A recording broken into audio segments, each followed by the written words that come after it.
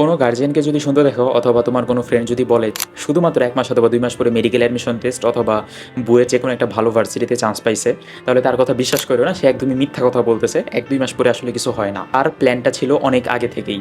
তার মিডের first year অথবা second year থেকেই এমনভাবে পড়তেছিল যেন তার অ্যাডমিশন টেস্টে টার্গেট হয়।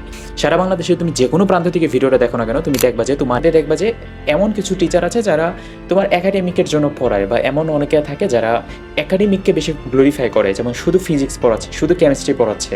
তুমিও ওখানে যাচ্ছ, ওইখানে অনেক স্টুডেন্ট দেখবে আশেপাশে। ওই ছেলেটা অথবা ওই মেয়েটা তো একাডেমিকের টাইমে তোমার পাশেই ছিল, কিন্তু তোমার মধ্যে আর ওর মধ্যে মেইন ডিফারেন্সটা ক্রিয়েট করছে ও বাসায় যে আলটিমেটলি একটা অ্যাডমিশন লেভেলের প্র্যাকটিস, অ্যাডমিশন লেভেলের ক্লাস, অ্যাডমিশন লেভেলের প্ল্যানিং সব কিছু করে রাখছে। হয়তোবা তার কাছে কোনো পার্সোনাল টিচার ছিল, অথবা হয়তোবা সে নিজে থেকে উদ্যোগে ইউটিউব থেকে ফ্রিতে ক্লাস দেখছে, অথবা হয়তোবা ও নিজে থেকেই সব কিছু আগে থেকে সচেতন ছিল যে আমার ফাইনাল ডেস্টিনেশন বা ওই মেডিকেল অ্যাডমিশন টেস্ট, ওই জিনিসটাকে আমার ক্র্যাক করা।